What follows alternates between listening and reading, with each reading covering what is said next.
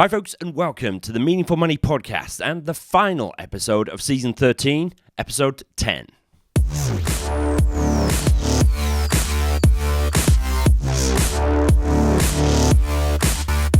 This is the podcast dedicated to helping you put your finances in order. My name is Pete Matthew, and I'm going to share with you everything you need to know and everything you need to do to secure your financial future. I'm here to help you make sense of money.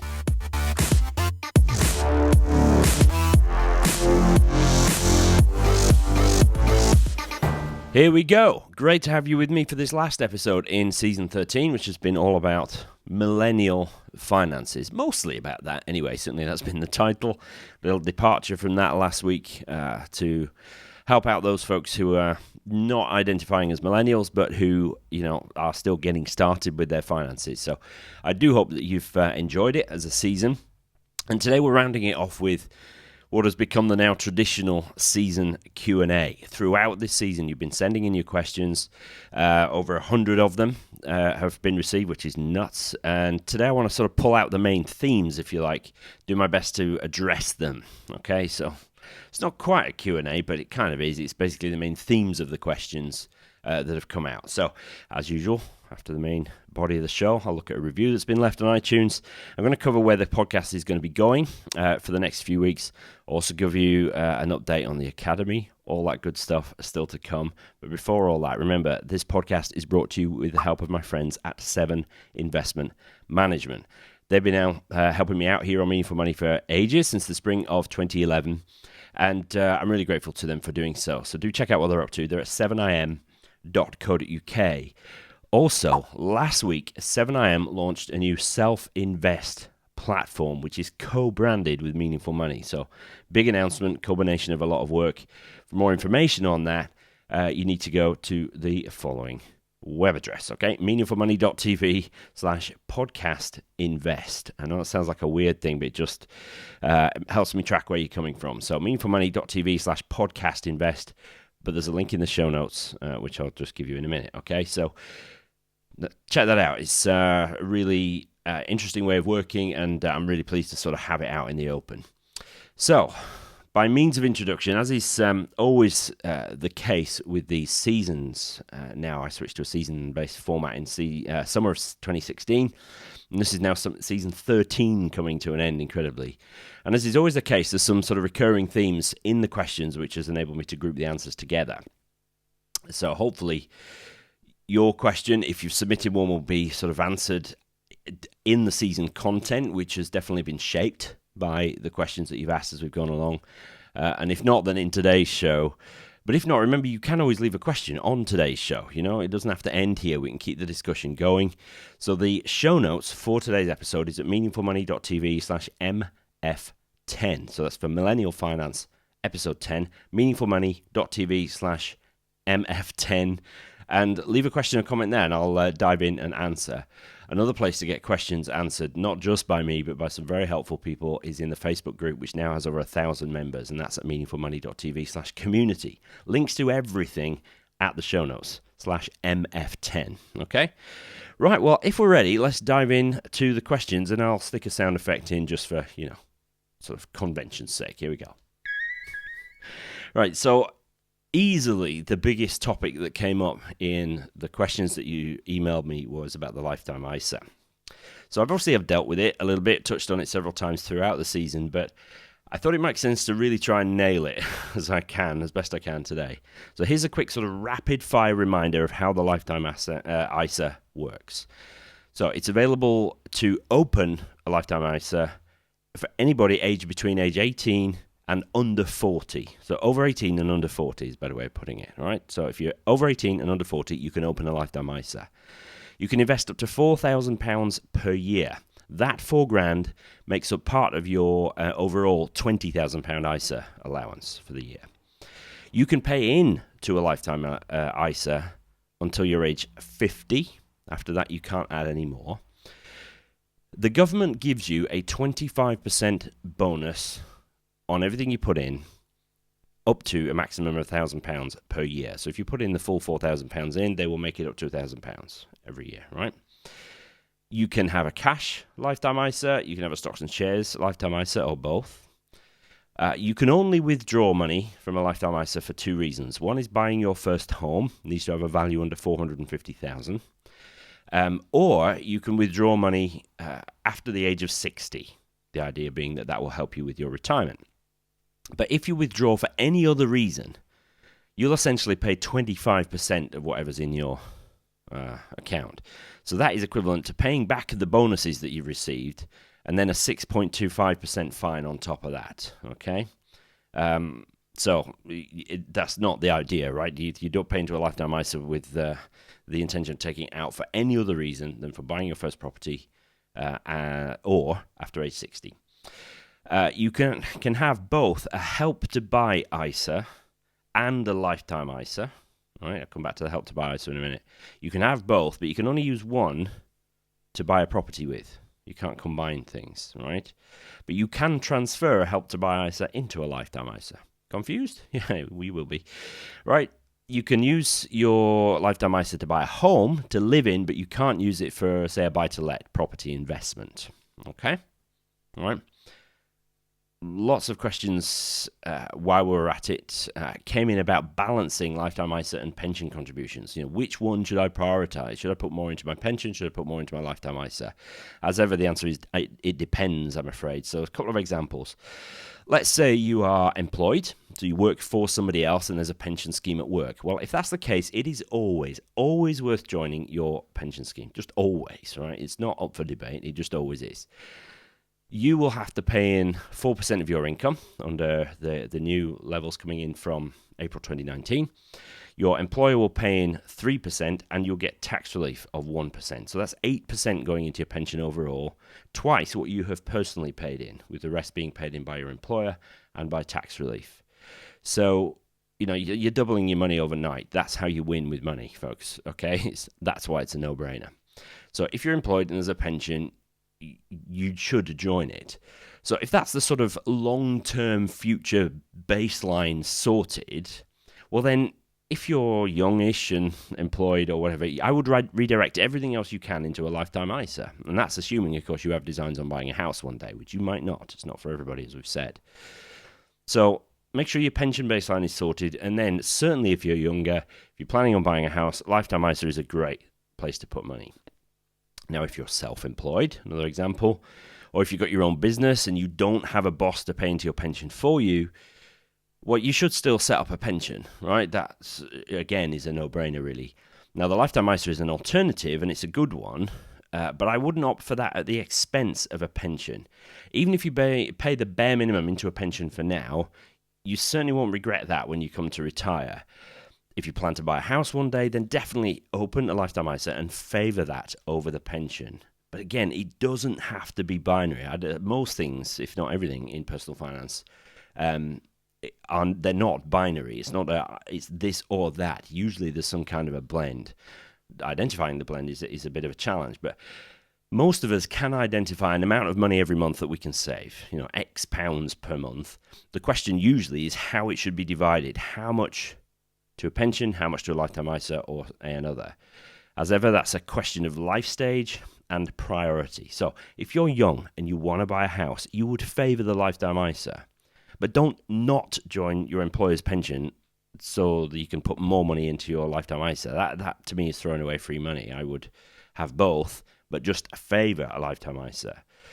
If you're approaching 40, which is the age that you can't open a LISA anymore, then, I called it a LISA then, I said I wouldn't do that, lifetime ISA. So if you're approaching age 40, after that point, you can't open a lifetime ISA anymore. So I don't know why you wouldn't open one if you can, even with just a few quid, because it might be a useful pot to you going forward. Right? Maybe you've already bought a house, so you can't use it for that, but it's a useful little pension allowance, possibly, kind of, right? Using a lifetime allowance.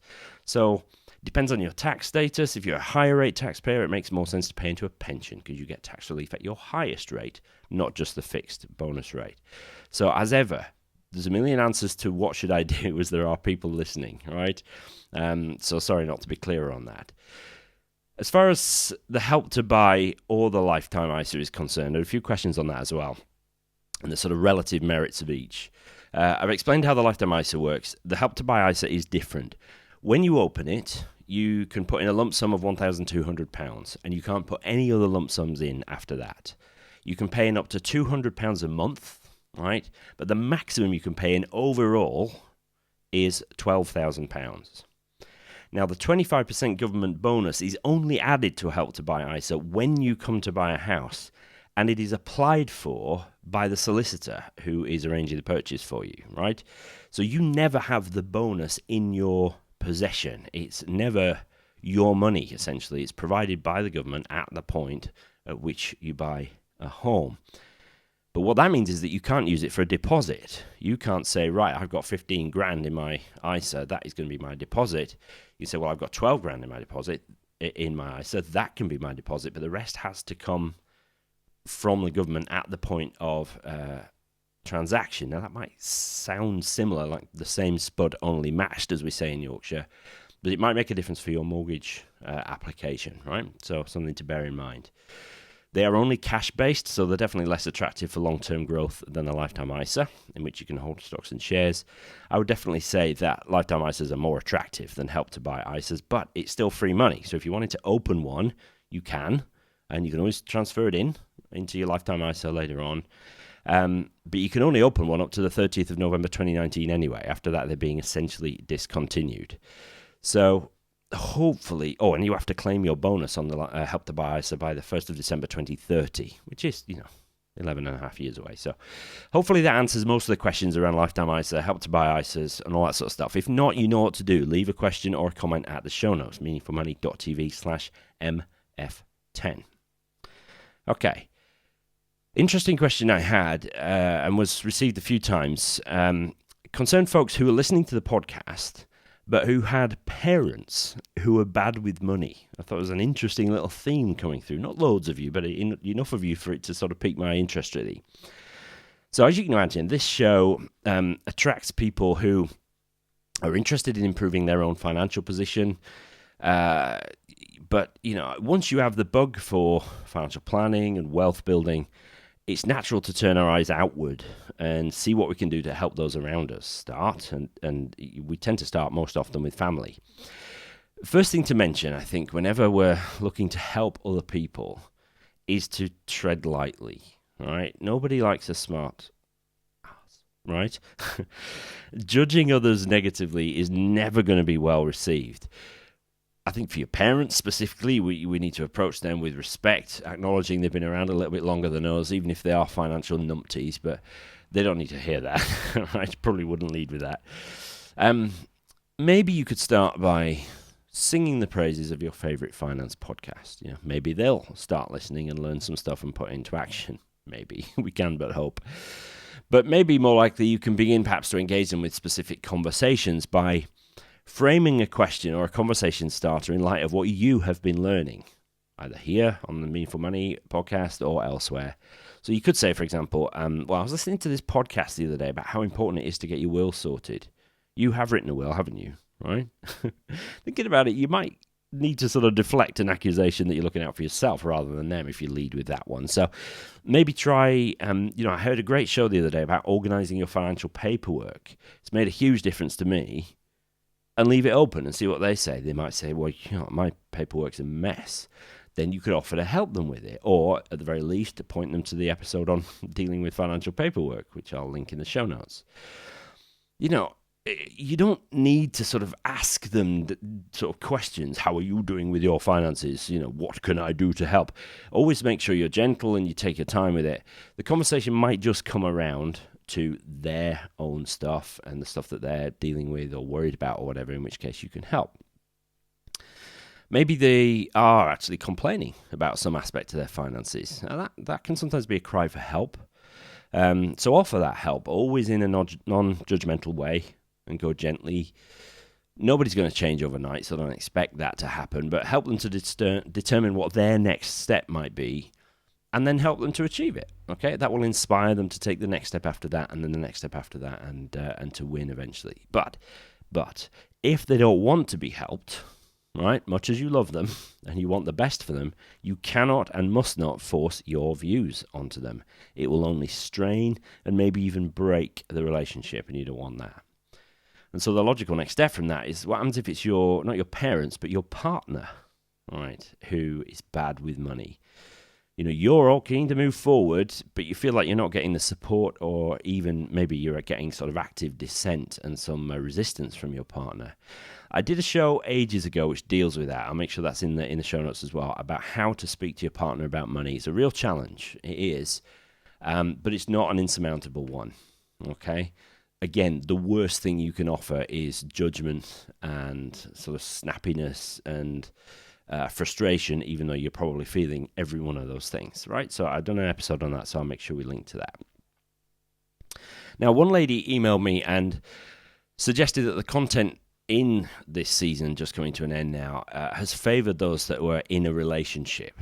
All right, I hope that isn't the case. I desperately try my best to be inclusive here. And it's worth mentioning that I've specifically addressed the unique needs of folks who are single, either single by design, because that's what you intend and that's what you want and that's how you want to keep it, or maybe just circumstances, right? So I have addressed that stuff. I'll put some links in the notes to some of that stuff as well.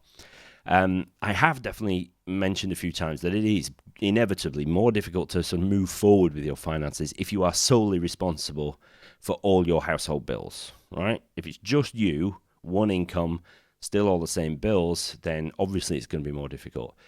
Few of you emailed to say that you just can't seem to find any money at the end of the month to save, right? Or build an emergency fund or whatever. Nothing spare at the end of the month. I do understand, folks. I really do. It's hard. I've been there. Bear in mind everything I just said about not judging. I'm not judging anybody who finds it hard. I get it. I really, really do. But only when you have exhausted every possible method of improving your situation have you truly earned the right to complain. Even then, that's not a massively positive thing to do, but you get the point, right? Now, every possible method of improving your situation might be drastic, right? It might mean moving to a different area of the country where it's cheaper to live. Well, do people really do that? Yeah, they do, but that's a big deal, right? No doubt. Maybe going for a complete career change. You might need to take in a lodger or a roommate to help you pay your bills. You might need to do Airbnb, rent out your parking space if you have one.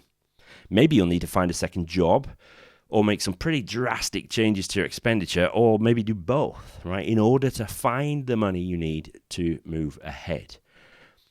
I honestly don't know what it might take in your particular situation, but you know, right? You know what you might need to do. A couple of the emails that I got included lines such as, I can't find any money left at the end of the month once I've paid all my bills and had a life, right? That's a quote. Well, that last point is important, right? Had a life. Well, by having a life, whatever that means in your case, you have made a choice, right? I just let's see if I can remember this, but it's a line from a Rush song. I think I've said it before. Song is called Free Will, and I love Rush, the mighty Rush. Maybe I'll play it in, right? But it talks about choice, really, and the line is, if you choose not to decide, you've still made a choice, right? So if you have decided that you're going to have a life, even if that's almost by default, that is still a choice that you have made, and that is fine. It really is fine. No judgment here, but you need to live by it and accept the consequences. Don't complain about it. I don't have any money left at the month once I've had a life. Okay, you've chosen to have a life, whatever that means to you. I think we need to be grown-ups, okay? We need to accept that our situation is likely due to our own choices. Likely. I know that's not always the case. There's plenty of people who found themselves in dire situations through no fault of their own. I understand that. But for many of us, we are where we are because of choices we've made. If it's choosing between having a life, in quotes, and saving for the future, just make your choice and live with it. Fact is, if anything is going to change, something's got to change, right? I'll say that again because that's like an Instagram quotable, isn't it? If anything is going to change, something's got to change. Something has to give. You will need to force your circumstances to change by doing something differently. Not easy, I know, but not impossible either. I mentioned in episode 8 of this season that there's some benefit in being single in that you don't have to consider anybody else. You can grind into the night on a side hustle. without worrying about neglecting your partner, that sort of thing. But the challenges obviously are real too. You can make decisions only considering yourself, but obviously there's challenges that are the flip side of that. Whatever your situation, step back from it and appraise it honestly. All right, not easy sometimes to be honest with ourselves. We can fool ourselves. I hold my hand up to that. But appraise it and appraise whether or not anything can change to help you move forward. And if it can, make that change, right? That might not be the answer that the people who emailed me want to hear, but I would rather not sugarcoat it, all right? Please understand this all comes from a point of understanding and compassion and a desire to see you succeed, but neither will I avoid the inevitable. Sometimes we have to make difficult decisions. As Dave Ramsey says, we have to live like no one else, all right, in order one day that we can live like nobody else, all right? We have to make sacrifices very often now in a bid to make our future a brighter place. A few of you emailed about what I call eliminating financial noise, all right? That their biggest challenge was determining what is truly important amongst all the noise in the financial world. Well, tell me about it, right? So many things vie for our attention that, on a million different channels, it can be hard to work out what the very next thing we need to do is. Too much noise. How do we find the nuggets that we actually need to address? In part, that's why I wrote the book, right? I wanted to distill everything as much as I can into 3 main steps. Spend less than you earn, protect against disaster, invest wisely. Those 3 main steps are the sort of distillation of what it means to succeed with money. This side of retirement, that's pretty much all you need to do. Of course, there's a load of detail behind each of those steps, but once you've identified what step you're in, what you need to do right now, well, you can dig further to find out what the next step is, and then the next one after that. So if you're in the early stages of pursuing financial wealth building, financial independence, chances are you are still learning and getting better at spending less than you earn, right? So you need to learn about budgeting, right? You also need to understand how to keep your bills under control by shopping around each year for things like your insurance or utility, stuff like that. Then if that's the case, you think, yes, actually, I am learning about budgeting, I'm getting on with it, but I now need to focus a bit more on spending less than I earn, so I need to reduce my outgoing. So I need to sort out my utility bills. I love Damien Fay's Money to the Masses podcast and the website for this sort of stuff. There's so much information on there about just about every aspect of your day-to-day practical financial life. You stick something in the search bar on Money to the Masses and something actionable will come up. Also, check out Damien's new Money MOT. This is a new release of his. It's a brilliant way to help you ascertain what your next step is. You answer a dozen or so questions, you get a score, but then you can sign up for a bunch of emails, all free, which will help you take next steps and give you actionable, almost like homework. This week you need to do this, which I think is a brilliant idea. I've recorded a conversation with Damien about the Money MOT. Watch out for that in a couple of weeks' time, but I'll make sure there's a link to that in the show notes because it's up and running right now. So part of the challenge in eliminating financial noise is to filter out what my friend Paul Armson calls financial porn. He's talking about fund management and insurance industry, any provider of financial products really, and the mainstream media spouting stuff which is primarily in their interest rather than yours. Now, I know it's very hard, if not impossible, to find anything which is done for truly selfless reasons, right? But you should always ask about vested interests, always, right? You feel free to ask me about any vested interests, and I'll answer honestly. So ask about that sort of stuff and find out and be sure whether the stuff you're consuming is serving you or the producer of that content. It should be in favor of serving you and helping you move forward. So try to focus on what's really important to you right now. Don't get distracted by stuff that you don't need to know about just yet, okay? Try and focus on what's important right now. Next 2 points, really. This was a major theme. Other than a lifetime ISA, we've talked about sort of cutting through the financial noise.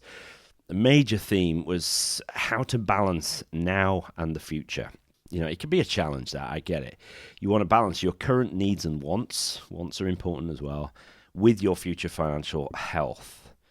I'm very much in favor of tilting the balance towards your current life, right? Live in the now for the most part, but as ever, it's a question of degrees.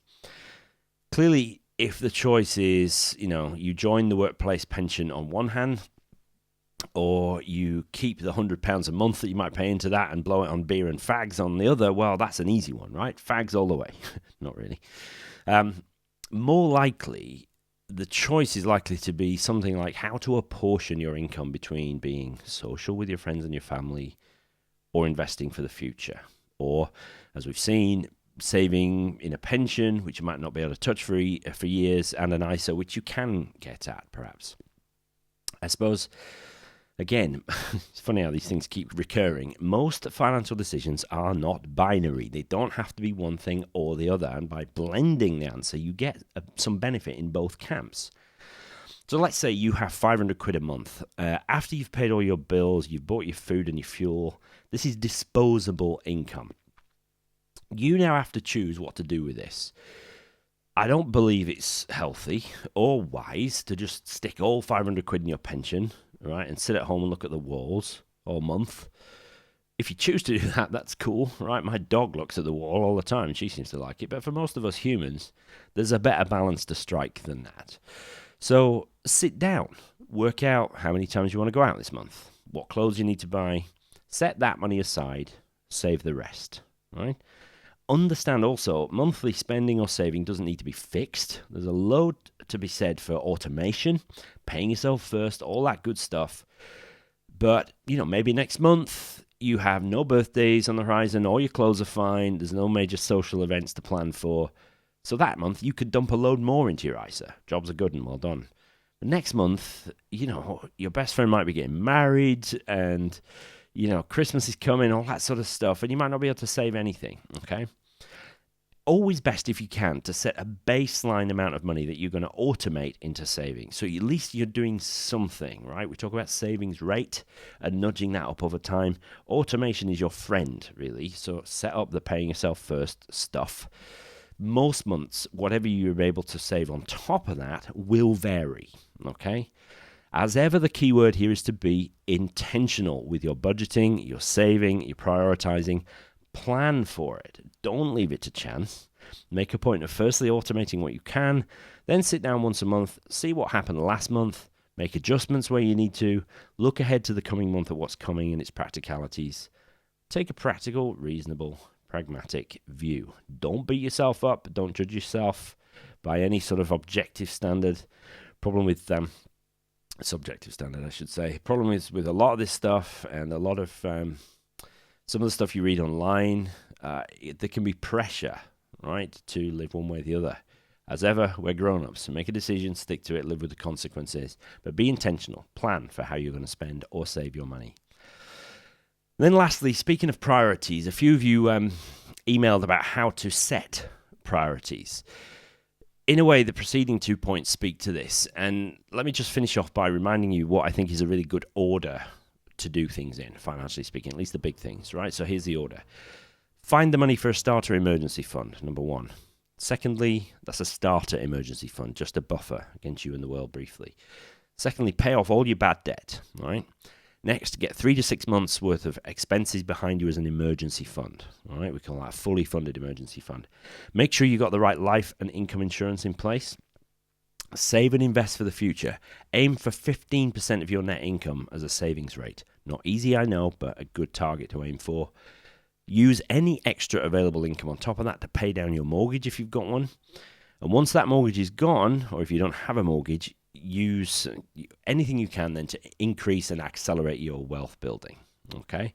Now, sharp-eared listeners will know that is pretty much Dave Ramsey's baby steps, right? I'm certainly not responsible for thinking those up, but I do endorse Dave Ramsey's baby steps. Really like them. When it comes to priorities, it makes no sense to me to get all excited about investing in property. I come across this quite often. Really keen, really interested in investing in property.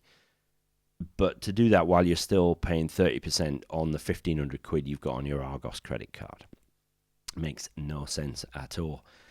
See that a little bit in the Facebook group, because we ask people coming into the Facebook group, where did you find us? What's the biggest challenge right now? And what sort of stage are you at? Three very quick questions. It's surprising how often people say, well, I'm at the paying off debt stage and I'm looking to invest in property. Okay, do one or the other. You're not going to be able to do those together, probably, right?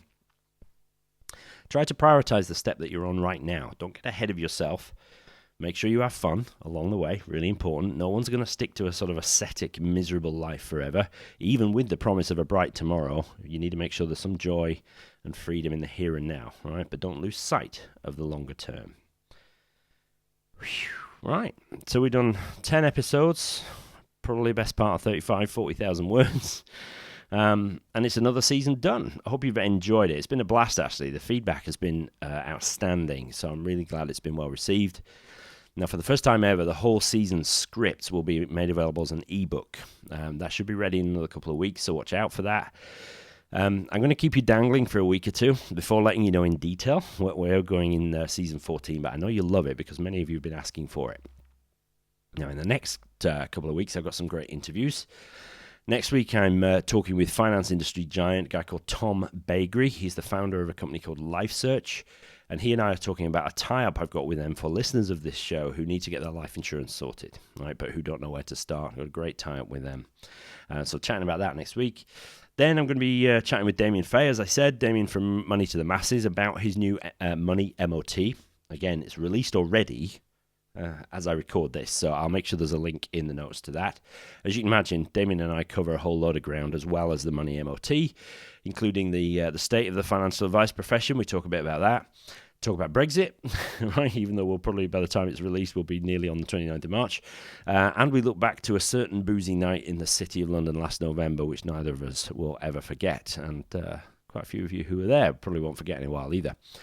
So finally, before season 14 kicks in, I'm getting round to writing the definitive guide on how to become a financial advisor. Now, I'm aware that seems pretty niche, right? But I get at least one email a week from somebody asking that question. Clearly, I've done a reasonable job about evangelizing financial planning, what a great profession it is, how much I enjoy helping my clients. I've done a good enough job about that people are thinking, well, maybe that's something I could do. So finally, I keep saying I must write the definitive post on this, create the definitive podcast, so I'm finally going to do that. And even if you have no intention ever of joining my world, it will give you an insight into how it all works, and that I think will benefit if you ever have to deal with a financial advisor in the future. So stay tuned for that. That's the next 3 weeks of content before we head into season 14, and more on that in a couple of weeks. So, quick review to think where I was going then, even though there's a script in front of me. Quick review this week from Elms85, who says, Money Matters made simple for everyone. This podcast has completely changed how I look at my financial situation. Pete has made what can be complex matters to some into easy to digest and understand shows. Within the first week of listening, I had maxed my company pension contributions. Fantastic. Well done, Elms. As I'm a complete novice, I now understand how important this is actually to my future financial being. I'm currently listening to the back catalogue of shows, but will enjoy doing so. Thank you, Pete. A great podcast. Yes, Elms85. Nice work, sir or madam. I'm really glad you've taken action. That's the whole point, right? If you don't take action, the whole thing is a waste of your time and mine. So well done for taking action. Your future self will thank you for it, all right?